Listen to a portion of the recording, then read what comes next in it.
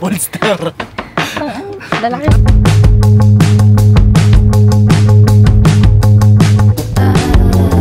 I'm stuck in space. Got a daydream running through my brain every day. Heaven in my denim. World's a bore, but I'm okay anyway. Good morning mga kaapsa. We are back for another epi. Pupunta tayo ng Lake Tahoe. Hindi alam ni Shelin yung secret nude beach yan. So may mga nakahubad na ibang tao doon. And galing kaming Spain recently and Italy 2 days ago. So kakauwi lang namin. Nagpahinga lang kami for 2 days. Jet lag pa din kami. So ngayon it's 4 AM in the morning. Kailangan namin magbiyahe na maaga kasi 3 to 4 hours ang drive papuntang Lake Tahoe. So tara!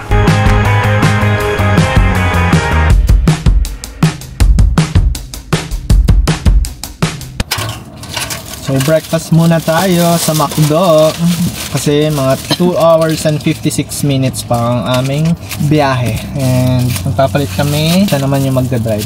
Oh shit! Oh shit! Let's go! Pretty little comeback kids are waking up from where they've been in the dark.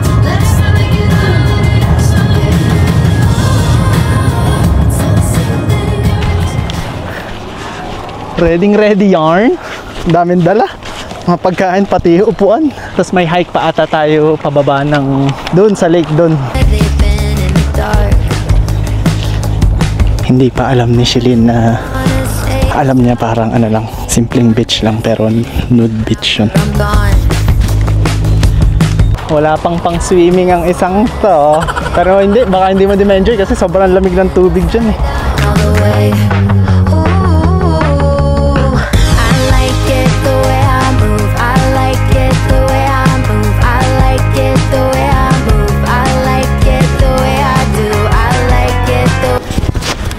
Hindi niya nabasa.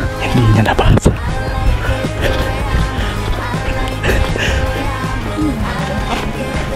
Nandito sa bag ko yung isang cup.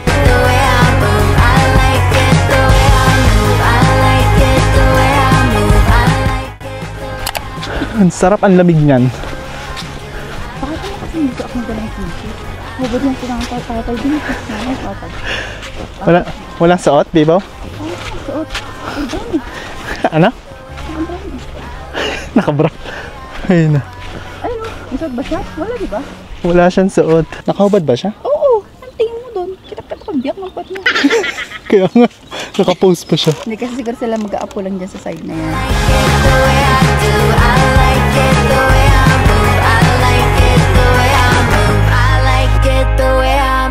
So maghahanap pa din kami ng medyo flat na surface kasi sobrang tarik doon na pababa. And especially, matatakotin to sa heights. Set up na yung chairs. Alright. Sarap pala ng 7-Eleven na hotdog sa nature. Tatay kayo na gagawin, nakakubad eh. Sarap.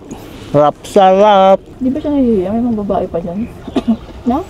Ano yung exhibitionist? Exhibitionist ba? Matino ka gaganyan ka? Oh shit! Oh shit! Matino ka gaganyan ka? Ayan, nakahubad. May pagtatapat ako sa'yo.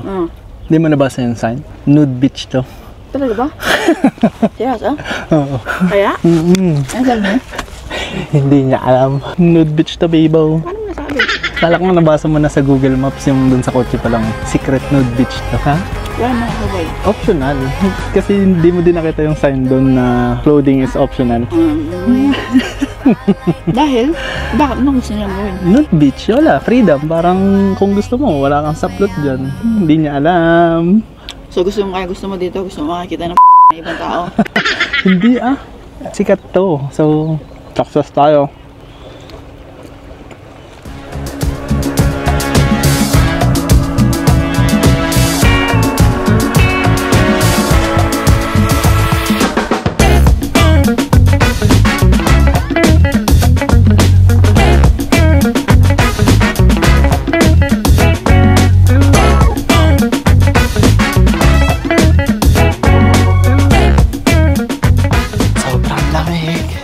Sarap.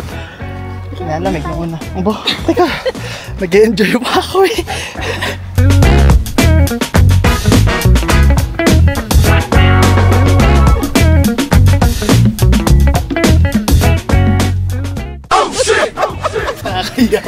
ganito. Tinitignan ka nila? Kasama ko. Ang daming trip sa buhay. Seryoso? Nakatingin? Oh my God! Wow! Isa tayo Ball star in the making. Tinry lang naman natin kung anong feeling. Feeling. Liberating. Pero Mahangin ba? it's not for me. Magsa-swimming ako na naka-short pero hindi nakahubad. Pero for my wife, eyes only yung swimming na ulit tayo.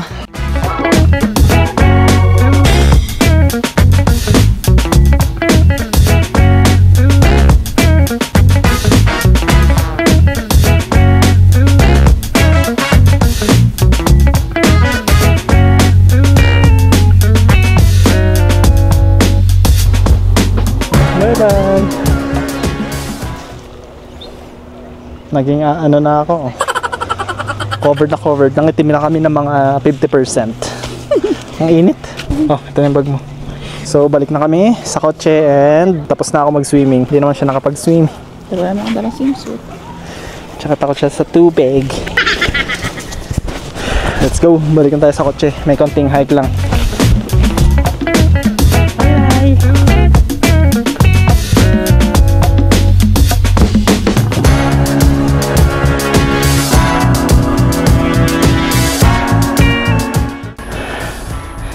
Nandito na kami sa hiking expedition.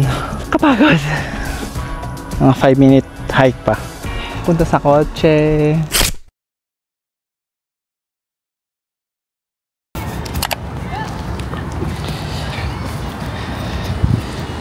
Nasa OZ na kami. So bago umuwi, magkakain muna kami ng itolyukin na samgipsal. Nagutom yarn. Tara. Dahil busog na kami and uuwi na kami para magpahinga. If nagustuhan nyo, like, share, and subscribe. And tara, samahan nyo kami tikman. Ang sarap naman. Peace!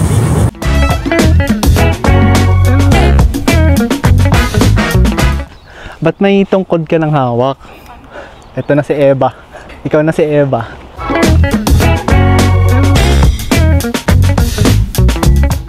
Kaya ginawa ni Lord yung mga roots para sa'yo. Hindi kita binibitawan.